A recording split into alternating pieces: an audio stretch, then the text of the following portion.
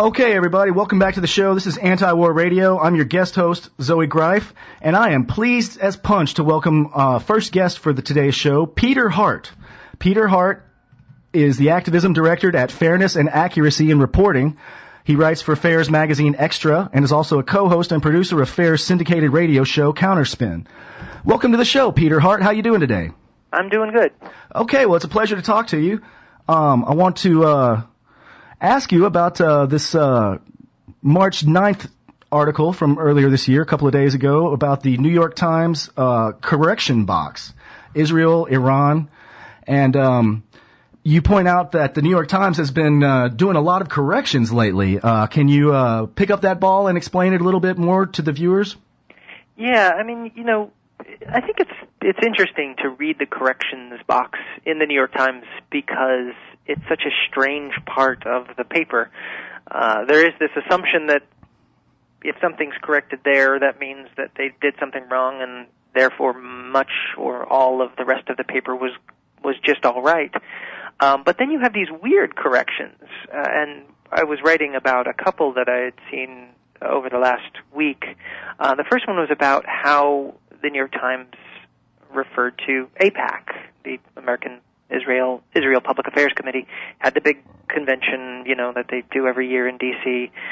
Something like 15,000 people are on hand. Every politician, it seems it's a bipartisan phenomenon, goes forward and bends the knee before AIPAC, yes. Yeah, and, you sort of, there's this ritual, I've got Israel's back kind of thing, as Barack Obama put it.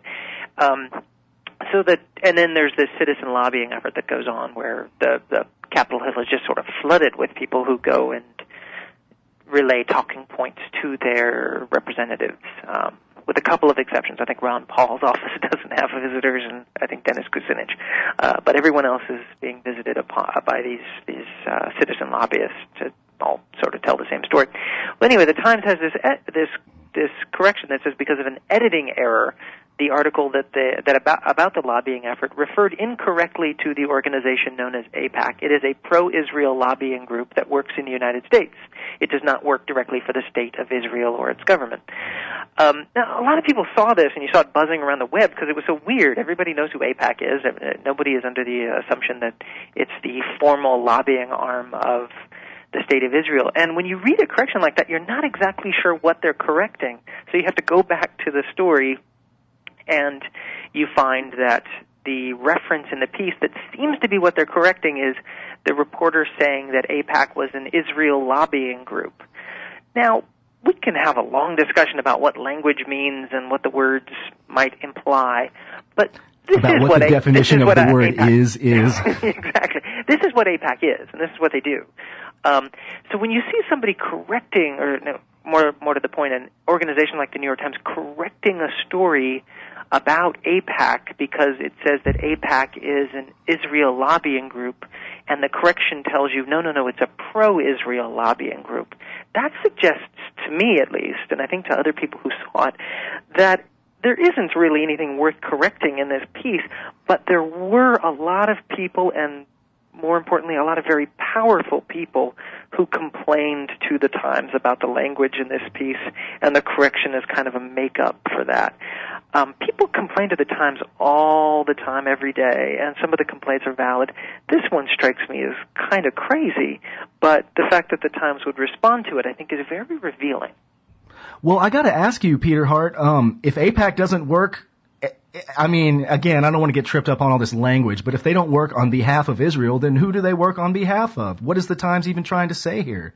That's the question, and you know what AIPAC does, and you know its role in the political debate. A couple of years ago we had this massive controversy, totally manufactured in my view, about the book The Israel Lobby. One of the things that I think has been encouraging over the last couple of years is that the debate over American policy vis-a-vis Israel has expanded, and I think there's a lot of reasons for it, but I think that book by Walton Mearsheimer did present a case that I think people have, at the time it was very controversial. Now it's, I think, less so, because people do across the political spectrum understand that this is an area where U.S. foreign policy has taken a decidedly one-sided perspective, and in some cases it's a dangerous one. And the debate about Iran, I think, is a perfect example where, when you see Barack Obama going to the AIPAC conference and saying, make no mistake, I've got Israel's back. Well, Israel is threatening to launch an attack unprovoked on another nation, which could plunge the region and perhaps the world into a war. For the President of the United States to say, I've got Israel's back no matter what, this should strike people as very alarming and unusual. And this is, I think, the discussion that we should be having. But when you see an outlet like the New York Times correcting that AIPAC is not an Israel lobbying group, it's a pro-Israel lobbying group, we're really straying far off course here. I think it's a monumentally bizarre instance of, I think, the very effective and very coordinated efforts to critique outlets like the New York Times when it comes to how they cover Israel. Very much so. Real quickly, I just wanted to ask you, there's another point in your article that I wanted to have you explain for the benefit of the viewers. Rubber bullets, are they really that non-lethal after all? That's a point you make in your article. And apparently they are lethal at times, but would you please explain a little bit more about rubber bullets? Yeah, this was the piece, actually, the correction the very next day. The Times issued this correction, and it was a picture that they had on the front page of Israeli soldiers in the West Bank. And the picture was of Israeli soldiers with what looked like heavy arms firing. You don't see what they're firing at. And the correction the next day says the soldiers, the article was not even about the soldiers, but it says the soldiers were firing rifles at stone throwers in the West Bank, but the rifles contained rubber bullets. Again, this is a strange correction because it's not what the article was about. There was no suggestion that they were firing live ammunition at people. So it is this kind of correction out of nowhere where you're being told that, that picture that you saw that you might not remember, that did not really correspond to the article that you read, or was not explained in the article that you read, actually we should make clear that they were firing rubber bullets. The implication seeming to be that rubber bullets are not that harmful. And I think we've had instances in the United States and elsewhere where rubber-coated bullets have, in fact, been very harmful and can be very dangerous. Again, you get to this question of who is calling the Times to complain about this and why. And I think in both cases, I would suspect that there were very powerful interests at work here who were trying to soften coverage that they might deem too anti-Israel or too critical of Israel. We noted, I think 10 years ago, that one of the arguments that you saw in media coverage of Israel when people were critiquing the coverage for being too anti-Israel was that the coverage should call them rocks instead of stones when Palestinian kids were throwing them at Israeli soldiers. This is the state of media criticism when it comes to Israel from the pro-Israel side, that we're talking about whether something is a pro-Israel lobbying group or an Israel lobbying group, whether the rubber bullets are rubber-tipped or something else. It suggests a real keen sensitivity to how Israel is being covered, and the Times, I think, willingness to respond proactively when they're criticized. Yeah, I wonder, Peter Hart, who makes these calls to the New York Times, and who answers these calls, and what do they say, and how does it have this effect as to, appear as a correction a day later? Do you have any insight on that? It's always hard to say, The Times is not very transparent about these things. We know in the past there have been groups like Camera, which are sort of pro-Israel groups that monitor the media, and I think are not at all hesitant about putting enormous pressure on the media to toe the line on these kinds of stories. Peter Hart, I'm sorry, I went and asked you a question right up against a hard break. My bad. I'll let you answer more fully if you want to on the other side. We're talking with Peter Hart, fairness and accuracy in reporting. More like this on the other side. Anti-War Radio. All right, welcome back to the show. Anti-War Radio. I'm your guest host, Zoe Greif, and I've got on the line Peter Hart of Fairness and Accuracy in Reporting fame. Welcome back, Peter, and I just want to give you the chance to finish up, if you want to, what we were talking about before we were so rudely interrupted by the break. Who calls the New York Times, and who answers, and what do they say that results in a correction the next day? Well, I think there's a group called Camera that's been very active over the years on Israel coverage, a pro-Israel group, and they've had very effective boycott sort of letter-writing campaigns against a lot of outlets. They went after an NPR affiliate in Boston. Seemed like it did a real dent, caused a real damage in their fundraising. They went after the LA Times.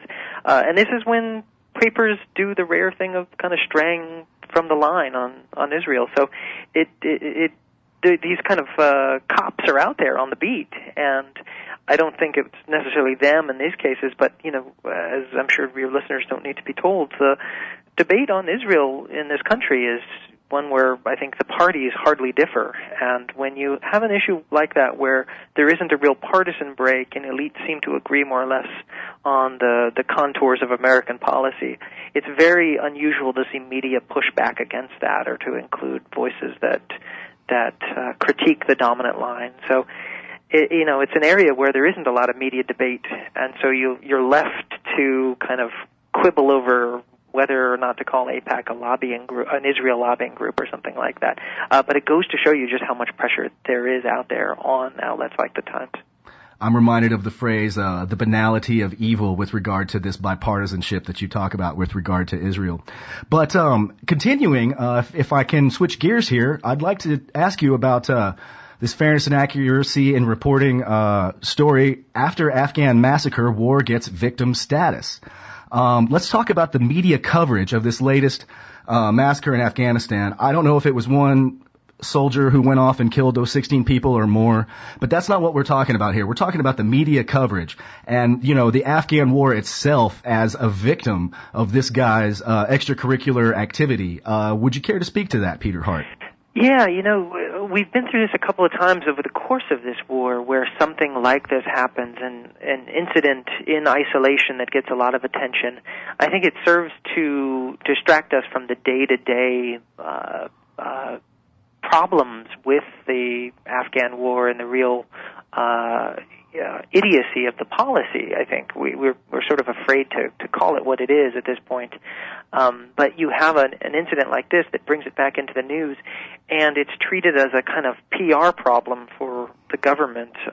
Reuters story called it the latest American public relations disaster in Afghanistan. A public relations headache was the Associated Press. The USA Today had a headline, "The killings threaten Afghan mission." I saw that today at NPR as well. The New York Times talked about how there were fears about anti-American hostility being rekindled in Afghanistan, a violent reaction adding to a feeling of siege among Western personnel. You get the sense that the problem here is that this incident ruined a perfectly decent Afghan war strategy and has created a problem for Barack Obama. The problem is the war itself, obviously. And the sooner that policy elites figure this out, the better. And I think this is a story that kind of encapsulates all of the disasters of the Afghan war at once. We have a soldier going out apparently and acting in accord with the kind of night raid policies that we've been pursuing there for probably the better part of a decade. Obviously, they're not as deadly as this one, but soldiers kicking down doors and raiding homes is a daily fact of life in Afghanistan. So we have that. We have a soldier who, by some accounts, shouldn't have been out in the field in the first place due to his brain injuries, coming from a base in Washington State that has been the scene of so many similar scandals, soldiers from that area. We have a lot of things on our plate to deal with here, but for mainstream media who have continued to line up behind staying the course in Afghanistan, this is just one more example of a public relations problem, when the problem itself seems to be much bigger than that. It seems to be the war. The New York Times has an editorial today saying, this action is terrible. It's obviously an unspeakable tragedy, but we should redouble our efforts to figure out a way to arrange a U.S. presence post-2014. This is the quote-unquote liberal New York Times saying the solution here is to try to figure out how to keep the war going on. Well, that leads to my next question, Peter Hart. I did go to journalism school, actually, just long enough to realize, wow, I don't really want to do that, at least not in the conventional sense. But I remember being taught things like, context and attribution. And, I remember if I got a fact wrong on a paper, if I misspelled a proper name, it was an automatic 0, no matter how good the rest of the article may or may not have been. So my point is, how can the New York Times get away with this lack of context, with, this lack of attribution? Anonymous Israeli officials say Martians are going to do this or that, and they just report it with a straight face. There's no accountability, Peter Hart. What's going on with the journalism today? Well, I think the rules maybe that you learned, albeit briefly, in journalism school might be the same ones that I learned too, albeit briefly, in journalism school. But journalism as it's practiced at the level of the New York Times or some of the networks is very different. I think, I always urge this to people who are trying to get a sense of what reality is like in the Afghan war. You read Michael Hastings' book. Remember, he wrote that piece for Rolling Stone about Stanley McChrystal that caused the controversy. Hastings' book is a testament to the kind of journalism we think journalists should be doing all the time. You have access to these elite sources, but you're not pulling punches. You're reporting what they're saying, and you're putting in the context of a failed strategy that on its face is obviously not working. If all journalism looked like that, I think our public debate about the Afghanistan war would be very different. And I don't think Hastings is doing something unusual or he's breaking the rules. He's breaking the Washington rules about how you're supposed to be a reporter, and that probably means he's never going to work for the New York Times. But what it does mean is that he's going to give us a better impression of what's happening in the Afghan war. Things like that exist, I think, to remind us of the limitations of the corporate-owned media. And to the extent that we can continue to remind ourselves of that and seek out the alternatives that are really the only source of realistic impressions of a war like Afghanistan, then we do ourselves a great service, because we can remind ourselves that what the New York Times is telling us is not necessarily all the news that's fit to print. And speaking of journalism school, this was in the late 1990s, but when I finally got to my senior, level class, they revealed the big secret of journalism. And what that was is you go upstairs into the library and you get on this computer and you look up the NewYorkTimes.com. And that's back when it was Internet 1.0. There weren't any hyperlinks or anything to click on. You could just read it on your screen. And you were supposed to, this is what my instructor told me, you're supposed to pick 3 or 4 stories that look interesting, try to give them a local, fluff it up to give it a local angle, and that's the news. Whatever the New York Times says, you're not supposed to question it or verify it or fact check or anything. You're just supposed to, parrot it just blindly. That's the news. That's what I was taught in journalism school. And if we used to watch all the network newscasts at 6:30 and ABC, CBS, NBC. And if you did that on a lot of nights, if you had read the New York Times in the morning, you knew what was going to be on the newscasts, except, if there were breaking news and something interrupted it, that it was what the New York Times said kind of set the agenda. We're in a different media environment in some ways now, but in some ways we're not. The New York Times still has this unusual reputation as the kind of paper that you go to when you're looking for, the gold standard in American journalism. And to the extent that criticism of the Times can either improve it or can, more importantly, diminish that reputation, I think it's a good thing. So if people feel like they're, you always see these things where the journalism is in crisis because people don't trust the news. To me, that's a great sign. It's a great sign that people look at the New York Times and say, I'll check it out for myself. This is a wonderful moment in journalism, not as journalists practice it, but as how we as citizens interact with the media and question what we're reading and seek out alternatives that are available to us that 15 years ago weren't available. I mean, if your journalism professor tried to do that kind of exercise with students today, they would laugh. There's no reason to expect the New York Times to be the paper that, tells you everything you need to know in life.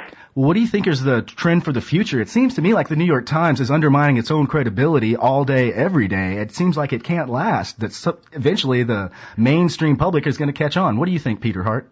I think there are always going to be outlets like the Times, whether it's called the New York Times or whether it's called something else, that have an unusual footprint in the media landscape. You look at something like Politico, which I think is rarely a source of revelatory journalism, but has an unusual power because they speak to the Beltway. So there's always going to be outlets like that have a lot of sway, but there are always going to be 1,000 others that are pushing back.